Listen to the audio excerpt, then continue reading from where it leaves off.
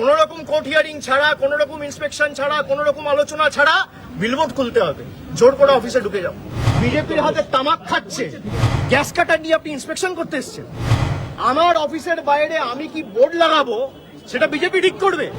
আমি এদের বিরুদ্ধে ইন্ডিভিজুয়ালি এদেরকে পার্টি করে হাইকোর্টে রিট ফাইল করবো।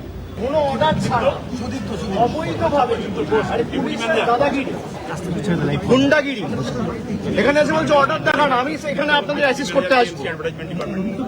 বিজেপির হাতে তামাক খাচ্ছে, এরা ভুলে গেছে এদের মায়না সাধারণ মানুষের করের টাকায় হয়। বিজেপির বাবারা মায়না দেয় না। কোন পার্টি কোথায় বিলবোর্ড লাগাবে এই রাস্তা জুড়ে বিজেপির হোর্ডিং। এই পুলিশ আর কেএমসি খুলবে একটাও? এই রাস্তা জুড়ে যত বিলবোর্ড আছে, 4টে বিলবোর্ড খুলতে বলুন, 400 বিলবোর্ড আছে, খুলবে? আমার অফিসের বাইরে আমি কি বোর্ড লাগাবো সেটা বিজেপি ঠিক করবে। এটা ভারতবর্ষের গণতন্ত্র নমুনা। আজকে হাতে নাতে ধরা পড়েছে, এখন অর্ডার ঠিক করতে নিয়ে গেছে। আর এই পুলিশ এসে কেএমসি কে মদত দিচ্ছিল যে আপনারা ঢুকে পড়ুন। কেএমসির যা তাগিদ তার থেকে পুলিশের তাগিদ বেশি।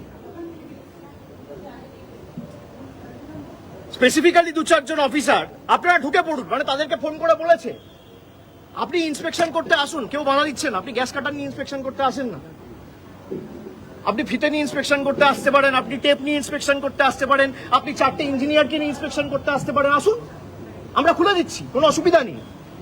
গ্যাস কাটার নিয়ে আপনি ইন্সপেকশন করতে এসছেন, জোর জবরদস্তি। অর্ডারে লেখা রয়েছে ছবি, এটা ছবি কোথায়? ছবি নেই। কমপ্লেন কবে হয়েছে তার ডিটেলস চাইছি, পাচ্ছি না।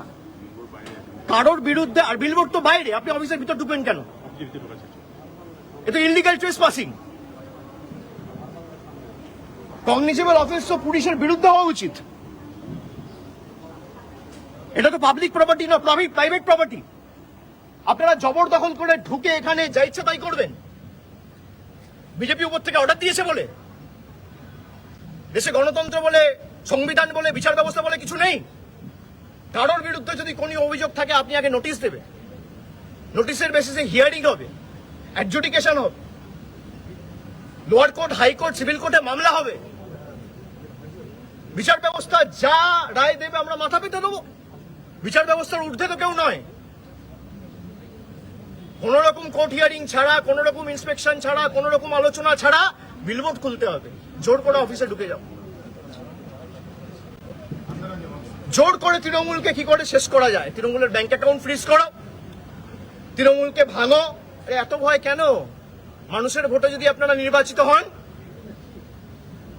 তৃণমূলকে মিটিং করার পারমিশন দেবো না, তৃণমূলকে মিছিল করার পারমিশন দেবো না, তৃণমূলের নেতাদের আক্রমণ করব, তৃণমূলের পার্টি অফিস ভেঙে দেবো, তৃণমূলের বিলবোর্ড খুলে দেবো। এত ভয় কেন?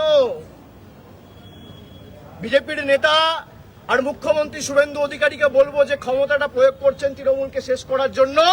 তৃণমূল ঘাস ফুলের দল, ঘাস যত কাটবেন ঘাস তত বাড়বে, কেটে শেষ করতে পারবেন না। এই ক্ষমতাটা, এই এনার্জিটা, এই এনার্জিটা, এই ক্ষমতাটা আপনি 4টে মানুষের উপকার করার জন্য লাগান। মানুষ আশীর্বাদ করবে। ভালো কাজ করুন। এখানে দেখুন কত, এই যে বোর্ড লাগানো আছে, এর বাইরে হলদিরামের বোর্ড লাগানো আছে। এইটা পাবলিক স্পেসের উপর এই বোর্ডটা খুলবে কেন? আন্ডারস্ট্যান্ডিং হয়ে গেছে। ফুটপাতের উপর বোর্ড লাগানো, পুলিশ এখানে দাঁড়িয়ে, কর্পোরেশনের প্রতিনিধিরা এখানে দাঁড়িয়ে, কেউ খুলবে না। আজকে যারা একের পর এক অবৈধ বিল্ডিং করেছে সবার 7 খুন মাপ।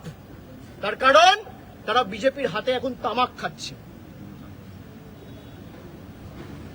যাদের ভোটের আগে বলেছিল এই করব তাই করব, তারপর বিজেপির বি টিম হওয়ায় সব মাপ।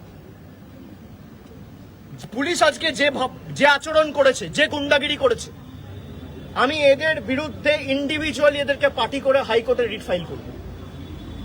কেউ যদি ভাবে এই এখনো এক তন্ত্র চলছে ভারতবর্ষে, দেশের সংবিধানের ঊর্ধ্বে কেউ নয়। কোনো অবৈধ কাজ পুলিশও করতে পারে না, কোনো রাজনৈতিক দলও করতে পারে না, কোনো সরকারও করতে পারে না, কোনো কর্পোরেশনও করতে পারে না, কেউ করতে পারে না। সংবিধান মেনে সবাইকে কাজ করতে হবে। আজকে যেই হাতে নাতে ধরেছে অর্ডার নিয়ে এখন ছুটে গেছে, অর্ডার সংশোধন করে আনবে। আমরা ইতিমধ্যে চিফ জাস্টিসকে লেখা শুরু করেছি, কোর্টে মামলা ফাইল হচ্ছে।